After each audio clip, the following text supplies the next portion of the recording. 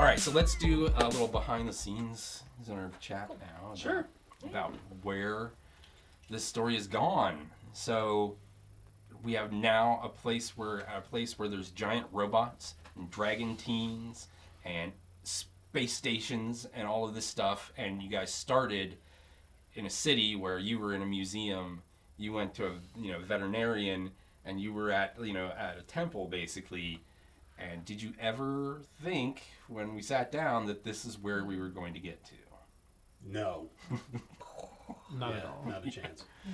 But do you also think that it's been a logical progression, that you're not here going, why are we here? You're thinking, oh, this is where we should have been all along. Kind of. Well, I mean,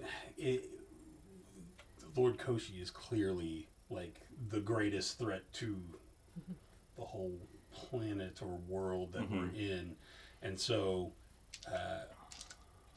having established that, and then like I don't know, you brought in like, oh, there's one person with like armor, and now there's and this crazy guy's got really big armor. Like it progressed like that, and then especially like the ice skating thing. That was a lot of fun with Saoirse.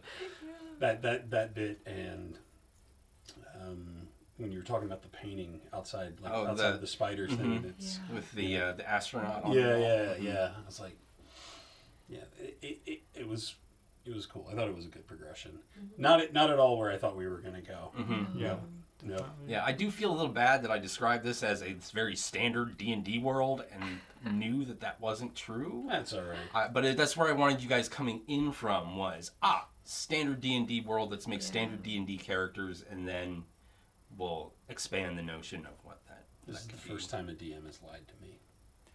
Yes. I'm not necessarily... I never claimed to be a reliable narrator. I was going to say... I'm kidding.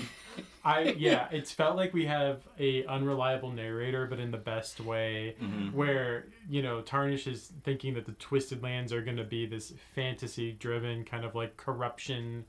But then it's like, are the Twisted Lands even really affecting people at all? Or is that just like rumor and what people's perceptions are? Like, it's really interesting because like I still don't know as a character to what extent these lands are actually like truly affected, and how much of it is just the energy sources that they're mining. It's like, it is a lot to process and to be like, ask the right questions in characters so that you can try and kind of unravel the yarn that you've been spinning, and it's been very fun. I'm now glad we're finally to a place where I feel like, okay, I don't have to guard everything. Because it's like, I have all these things in my mind. A lot of them will change as the game goes. Every session we have, when we finish, I am up for, I usually don't fall asleep until like 2 or 3 in the morning. I'm just, brain is just going crazy because it's then like, oh, you've now given me all of the stuff that I need to figure out what everybody else is doing based on what you guys have done over that time period. Is the thing that they were trying to do before still the thing they're trying to do, or did something that you guys did make them have to change what they were doing? And so now I don't have to be sitting here going, have I told them about this yet? Should I tell them about this now? Should I wait? There's still a few things where it's like, if you were to see my outline, there's things that were scheduled to happen before, but playing, sort of getting the vibe of the table, getting the vibe of the session, I've been going, like, that's a little too much for this session. We're going to have to save that for later. Some of them we might not end up getting to at all, just because the nature of the way these things go. Only like 25% of the stuff I prep makes it out into the world. That's terrifying. Yeah. I have a question. Why doesn't Savina want to go home? Yes. You're gonna have to watch her episode. You rolled too low. You don't know that. Yeah, but the player wants to know why Savina doesn't. And you'll know in a couple of weeks when that episode airs. So I find that a lot of fun. The idea like we do a little bit separate and then have to like find out. It's really cool. Well, the one where it happened by accident, with the ambush, and then because I had something for. If you and Saoirse had escaped together, basically if you'd hopped on her back and flown away, I had a whole thing that we could have done there. But with you escaping separate, I had to then figure out, okay, well, how do we get them back together? And then once I got you back together, it was like, well, then the momentum of this other thing wasn't going to play anymore, so it had to be something different. But yeah. Just having a whole entire faction of dragons enter like the world as Neart and I are like sitting in a little cell, like, can we pick the lock? And then suddenly... I was so excited for you guys to see everything coming in and like all the people that I gathered. Yeah, and I had so much, what I was going to say before is I had so much fun with that split up thing with the solo adventure with you that I want to have a solo adventure with each of you where we can sort of lock in and tell a story together because that like it was so enjoyable. And while with the two of you together, it was still more like a regular D&D game where people are taking turns and stuff, but when it's just one player and one DM just going on a story, it's like it's so much fun because then it's like I then don't feel like obligated to keep things on schedule. You know, and be like, oh well, we have to hit this point here at some point, or else all the story that I've been setting up doesn't make any sense. And so with one person, I can just sort of give a sort of really vague idea of what this thing's going to be, and then we can figure out together as improv. You know, so there you go. Yeah, we don't know anything about that. Not a thing. Yeah. Well, I think on the schedule for this, like, so I think December 7th, I think was like our next one, somewhere around there. And so if that ends up being our finale, which I do think it will be, then I would say probably a break through the holidays, maybe a one shot in January just to get together, have some fun, but then campaign 2 would start sometime in February. That sounds fun. And I think it'll be a little bit shorter than this one as far as the scope. I've run this game twice before. It's the best thing I've ever written. But it does really require a group of people who've played before, preferably people who've played together.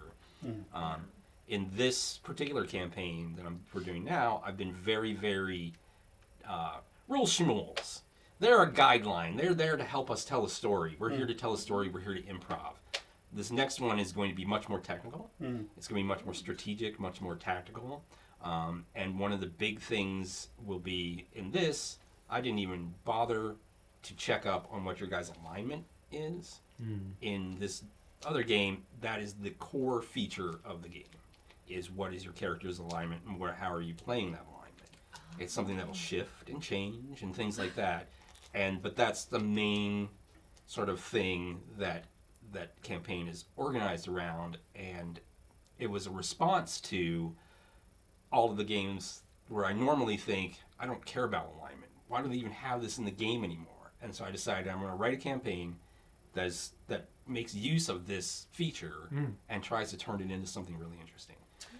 And I've gotten, instead of the holy crap, Dan, I've gotten people jumping out of their seats in the finale going, this is the greatest game of D&D I've ever played on multiple tables. So I don't expect you guys to necessarily do that, but I do know that it is a really good story. Cool. That it's one that's going to keep you guys guessing, that's going to have plenty of stuff for you to play as far as improv stuff and cool role-playing kind of exercise kind of stuff, as well as some really cool like tactical fights. And this is a one-shot? It's this the no, this is the campaign. Okay, cool. Yeah, this is the campaign. Okay. And it typically will take 4 to 5 3-hour play sessions to play through. Oh, okay, yeah. So it was something that I started to develop also because of the conundrum of scheduling. And you go, okay, first 3 months or whatever, we're on, and then somebody can't make it, we got to push. Somebody can't make it, we got to push. And now it's been 6 months since we played. Nah. But if you can go in and say, not us. yeah, that's other, but that's been my experience. So what I found was if I can say this is going to take us 4 to 5 3-hour sessions, boom, everybody knows going in the scope of it and can really commit to it. Well, I mean, you think it'll be 4 or 5 3-hour sessions, but then we end up RPing for a little while, and then it's now it's 6 or 7. That's fine. That's fine. I don't mind at all. We're going to expand the story. We're going to find new things that new nooks and crannies that I haven't explored in other times that I've run it. So, okay. But this is one that I've thought over the years a couple times of actually publishing because it's really a lot of fun. So. Exciting. Yeah, absolutely. Yeah. But this campaign, man, some of the stuff is really like the dragon stuff. The when they all came in that battle, that was rad. It was a lot of fun. So I actually have this idea for the giant mech. If we get back to Fort Endeavor, I kind of want to see if Tarnish can mimic some of the stuff that Koshi's done to his mech and have him like scribe like runes and stuff. All the artificers working all over yeah, it. under Tarnish's guidance. I love this idea. Let's see if we can make that happen. That would be great. That'd be a lot of fun. So good stuff. Yeah, one thing I kind of want to make happen is when we took feats, I took mounted rider as my feat. So I want to mounted combatant, I think it's called. Yeah, mounted combatant, and so Nice. I want to turn Patina into like a large mounted beast mech. Yes, I love this. I love this idea. I fully That's a great support idea. this. Yeah, so That's awesome.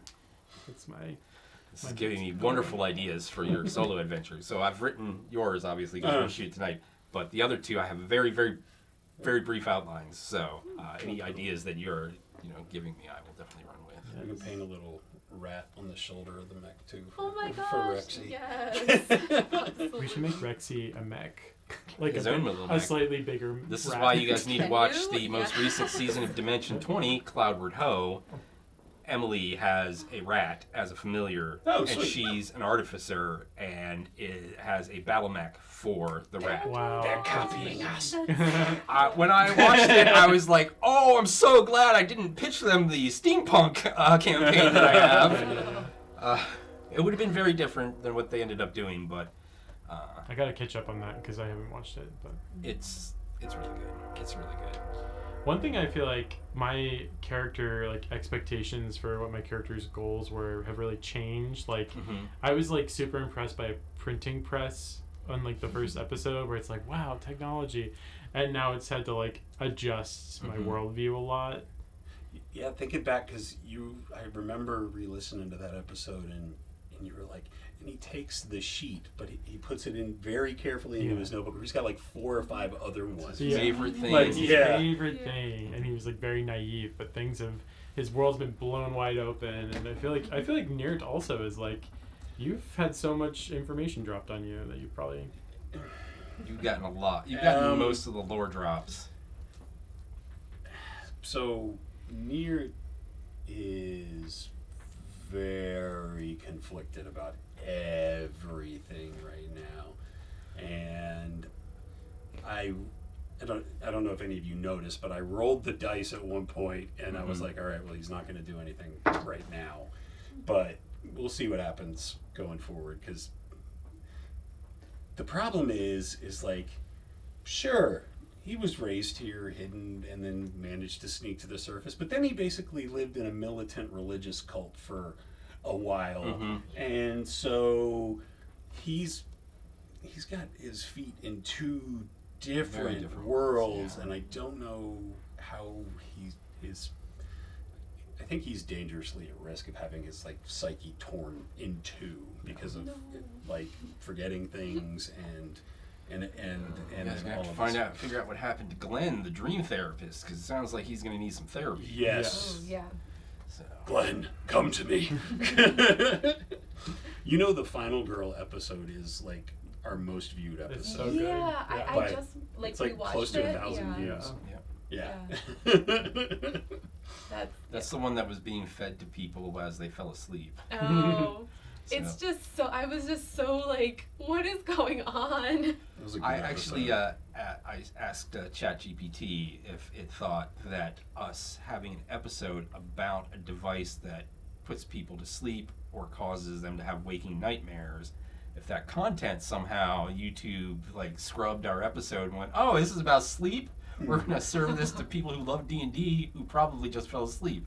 It said that's not likely. It was more likely that it just sort of got picked up in the algorithm and just satisfied something for a couple people, and then YouTube pushed it out to a bunch of people. Yeah, I mean it's 912 views, so we're getting there. Wow, it was Closing in on 9:09 when I watched it today. Yeah, so it's up more.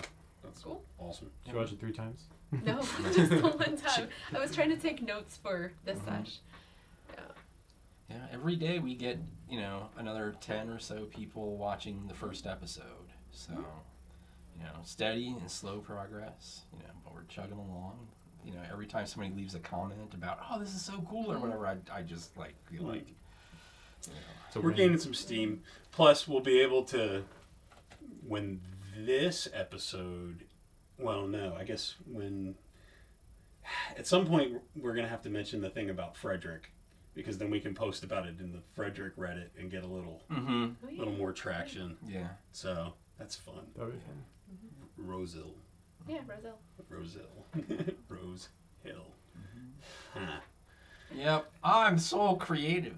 Well, I was about to ask, like, should Tarnish start saying yins? I was like, I don't know if I can pull that off. Making him a nervous scholar from Pittsburgh.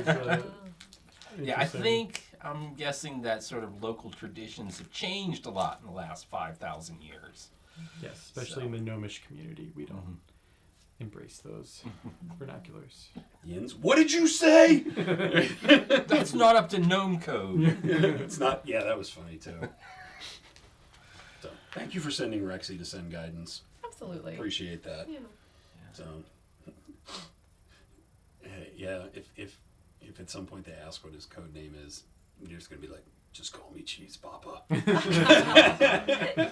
Yes, call sign Cheese Papa. Call sign Cheese Papa. Yeah. Archangel, no. No.